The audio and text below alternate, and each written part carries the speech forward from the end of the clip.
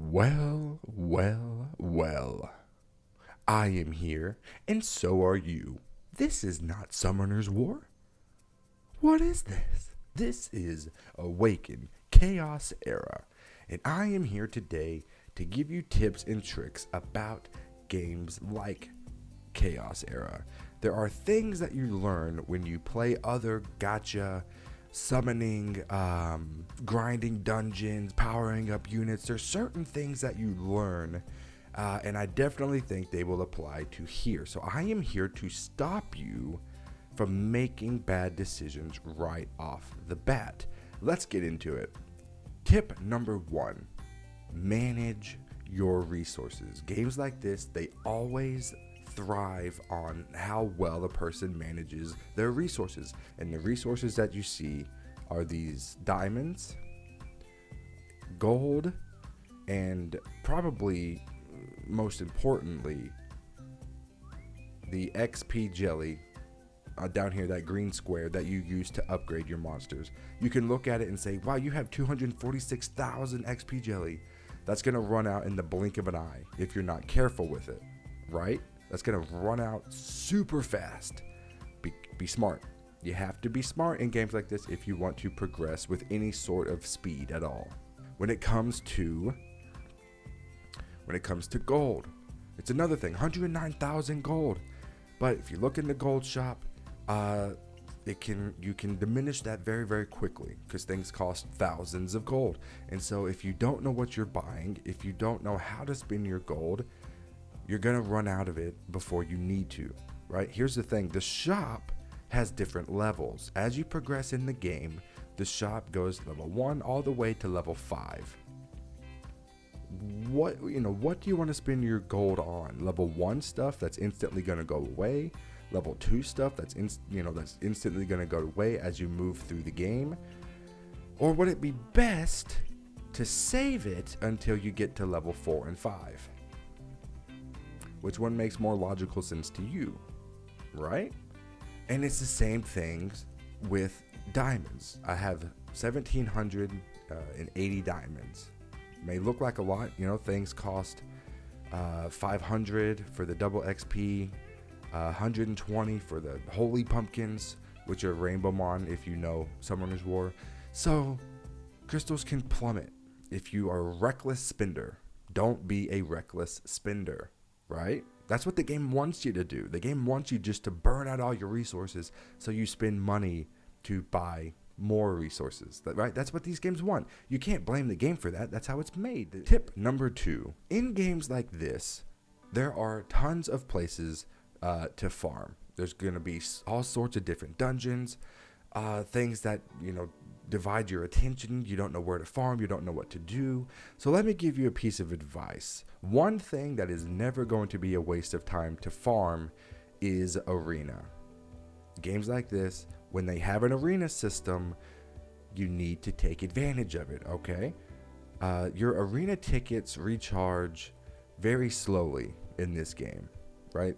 So every time you get an arena ticket, you want to use it, all right? I'm going to have full energy in an hour and 40 minutes. You do not want to let this sit at 10 ever because you're wasting time. You're not building up to get another ticket. If this is sitting at 10, use it, go, use it. If you look here at the arena shop, it's going to be, look, all this stuff is very expensive. Look, there's 4,000 tickets for that top item, 600 for the gear, 150 if you want to get more summoning crystals. You can see the importance of farming arena, which is why you do not want to let this sit at 10 tickets, okay? This shop does not cost real world money. The things you buy here are just putting the time into arena. And anytime a game has a shop where you don't have to spend real life money, you want to take advantage of it to the full extent as you can. Don't neglect arena. When it comes to the heroes in the game, time will tell what the meta becomes, which exact monsters are the most used, where they're most used. But here's the thing. When you think about building your first team, your first set of like 5 units, certain things to consider, especially if you want to start farming the dungeons to get upgraded gear. The things to remember are safety and consistency is more important than how fast you can clear the dungeon. You may clear the dungeon in 50 seconds. I may clear it in 2 minutes and 10 seconds, but my team never fails. Your team has like a 60% success rate. You clear it faster, but it's not always successful. In games like this, you want to prioritize safety and consistency over speed. Just because the more consistent you are, the more rewards you will get, and you won't have failed runs. You're not wasting your resources, right? You're not wasting your energy running dungeons that you can potentially fail and not get anything out of. So things you want to look for in units that can help you be safe is defense buff on your allies, a unit that puts attack break on the boss, things that help your team and hurt the enemy's team. That may sound simple. That may be like, well, duh, but here's the thing. People get seduced by speed. They get seduced by how much damage they can do. And that's not the way this game works, at least at the start. It's going to take a lot of farming, a lot of upgrading your gear, getting the best gear you can before you can really start running super fast speed teams.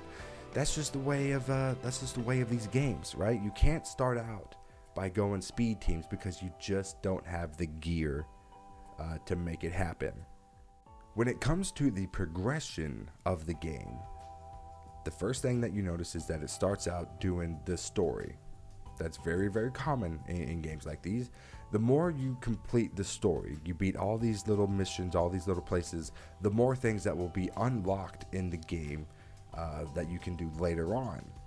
But it all starts with the story. This is the tutorial to teach you not only the mechanics of the game, but units that you believe will be worth it to stick with. Units that will be helpful to you as you progress throughout the game. Some units that you might use, they may help you get through some of the stories, but they're not just going to be units that you consistently farm with. This is a good time to see which units that you get are worth keeping and worth powering up, worth spending your resources on. Your XP jelly, your glyphs, your gear. Use this story as a way to learn that. Learn what the units do, learn their skills, and that'll help you pick your team so you're not wasting time building unit after unit after unit. Don't spread yourself thin. I promise you, do not spread yourself too thin. Otherwise, your progress will just be greatly hindered. Find units that you like, that you think are strong, that will help your team to progress. Focus on those. Build teams over units. I'm going to say that again. Build teams, not individual units. Okay? In these dungeons that you farm to get gear, these bosses have things called mechanics. And you can easily read what the bosses do, and you can say, oh, well, this unit counters that, or this unit is going to be strong against that. I can focus on building that unit as part of this team. So don't neglect to read what the bosses do. Like, for instance, if you're trying to get more Terra sets for health, if you're trying to get more rage sets for more crit rate, don't just go in there willy-nilly. Find out what the heck this boss does and work on it. So right here, deals damage to an enemy with a 50% chance to apply defense down for 2 turns. So he decreases your enemy's defense. It might be helpful to have on your team a person who buffs your ally's defense, or cleanses, gets rid of this defense down on your ally. Things like that. As you're going through the scenario, keep track of what units do what. Read these abilities and say, this would be good for this dungeon. This unit would be good to help me get higher gear in this dungeon. It's something simple. Just don't neglect to do that, right? And most importantly, in games such as these, the grinding, farming, grinding game, you're gonna have to farm a lot. It's repetitive. You're going to have to do the same thing over and over and over. And it may feel like you're making no progress, but every time you run a dungeon, you're getting something from it, whether it be gold, whether you get any good gear or not. You're gaining resources with every run, so it's not completely useless to just keep going over and over and over. You're gonna have to farm a heckin' lot, and that's just how it is. Don't get discouraged. The more you farm, you'll progress, and you'll be way ahead of all the other people who did not have the discipline to keep farming. Guys, I'm excited for this game. I really am. Subscribe if you like this video. If you want to continue to see how I progress in this game, I've got a lot of content planned, and I'm excited for this game. Hopefully it goes well. Hopefully the developers don't do anything stupid or ruin it somehow. So far, it's great, and I mean that. So far, this game is pretty cool. Download it if you haven't. I'm not sponsored by this, right? So I'm not saying this because I'm getting paid to. I'm saying it because I think it will be a pretty good game. Like the video if you liked it, and I'll see you in the next one. This is Uncle Nay, signing off.